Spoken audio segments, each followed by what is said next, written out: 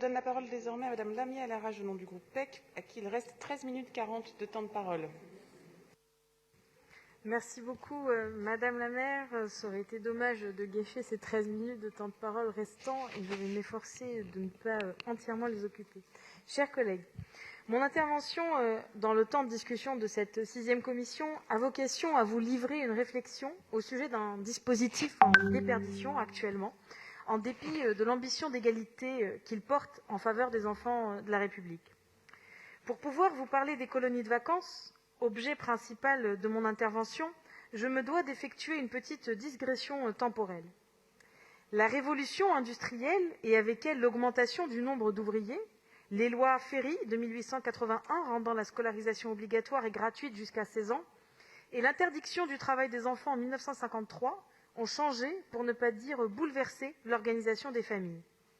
La trêve estivale, au lieu d'envoyer les enfants au champ pour aider leurs parents, est devenue un temps privilégié pour permettre aux enfants de récupérer de l'année scolaire et découvrir d'autres formes d'apprentissage en dehors de ceux fondamentaux de l'école.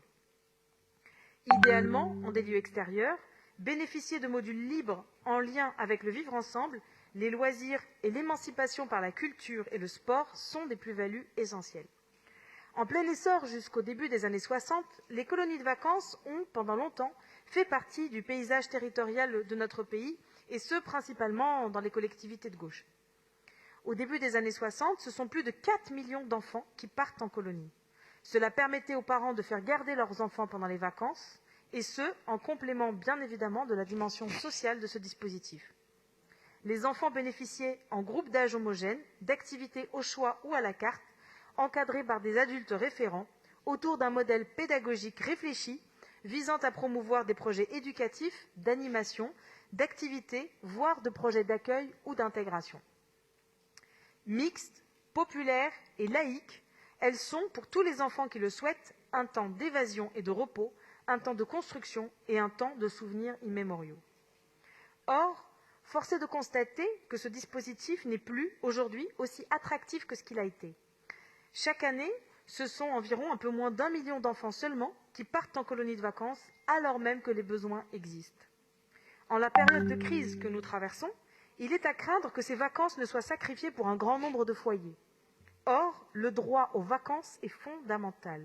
Il crée l'évasion, il crée le repos, il crée la possibilité pour chacun de s'évader de son quotidien. Le rogner engendrera tension, fatigue, violence et angoisse croissante dans notre société.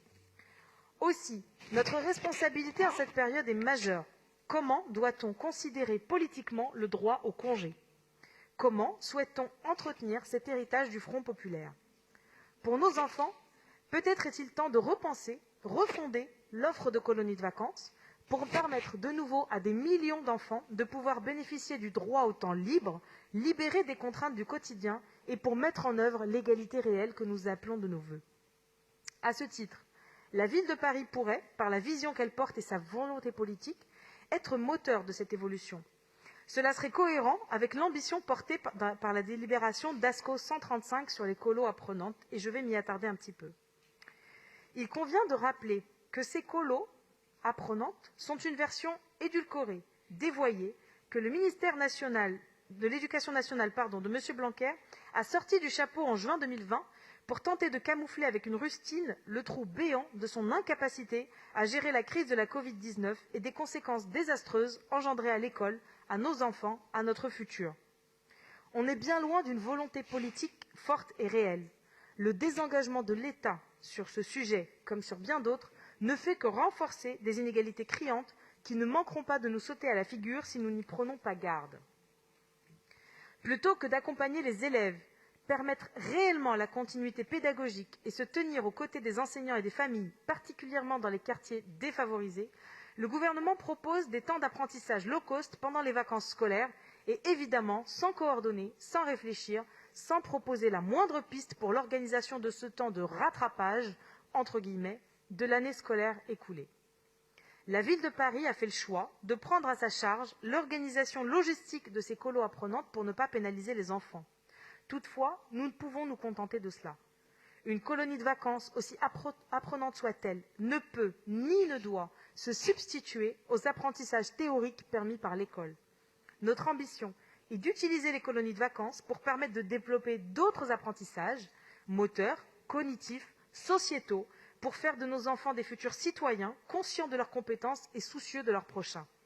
C'est l'objectif des vacances arc-en-ciel, organisées pour les familles parisiennes et qui auraient bien eu besoin des 300 000 € de ces colos apprenantes.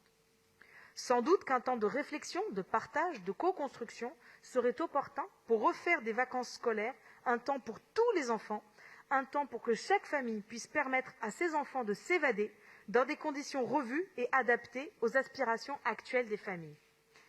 Comme le chantait Pierre Perret en 1966, à nous de travailler pour renouer avec les jolies colonies de vacances. Je vous épargne le rythme qui va avec, dans une version moderne et renouvelée. Je vous remercie, chers collègues.